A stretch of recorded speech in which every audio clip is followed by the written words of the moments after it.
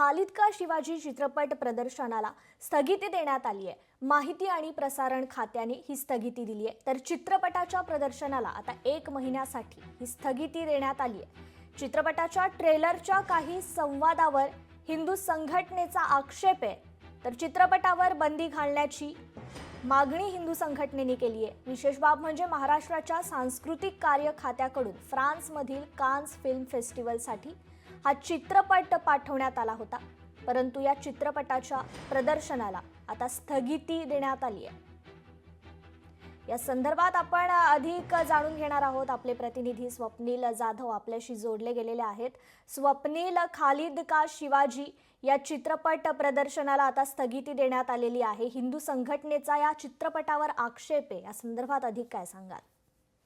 कृपा, खालिद का शिवाजी या चित्रपटाचं आज प्रदर्शन होतं। आज 8 ऑगस्ट रोजी हा प्रदर्शित होणार होता। मात्र या चित्रपटामध्ये छत्रपती शिवाजी महाराज यांचा इतिहास तोडून मोडून दाखवला असल्याचा आक्षेप हिंदू महासभेने घेतला होता आणि एकूणच सेन्सॉर बोर्डाला सुद्धा हा चित्रपट स्थगित करण्यात यावा अशी मागणी केली होती पत्राद्वारे। यानंतर आता या चित्रपटाच्या प्रदर्शनाला माहिती व प्रसारण खात्याने स्थगिती दिलेली आहे। तसेच 1 महिना या चित्रपटाला ही स्थगिती असेल। पुन्हा या चित्रपटाचं परीक्षण करण्यात येईल आणि जे काही दृश्य हे आक्षेपार्ह असतील, जे खोटा इतिहास दाखवलेले असतील ते वगळण्यात येतील आणि यानंतर पुन्हा खरं तर हा चित्रपट एडिट केला जाईल आणि यानंतर याला प्रदर्शन करण्याची जी परवानगी आहे ती मिळू शकते। मात्र तुर्तास हा चित्रपट आता लांबणीवर गेलेला आहे, त्यामुळे 1 महिन्यामध्ये कशाप्रमाणे याची पडताळणी केली जाते हे पाहणं महत्त्वाचं आहे। मात्र महाराष्ट्र सांस्कृतिक खात्याने हा चित्रपट फ्रान्समधील कान्स फिल्म फेस्टिवलला पाठवल्यामुळे या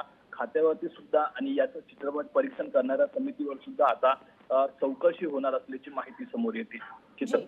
निश्चित स्वप्नील, धन्यवाद तुम्ही दिलेल्या या सविस्तर अपडेट बद्दल। लोकशाही मराठी ऐका, पहा, जागरूक रहा।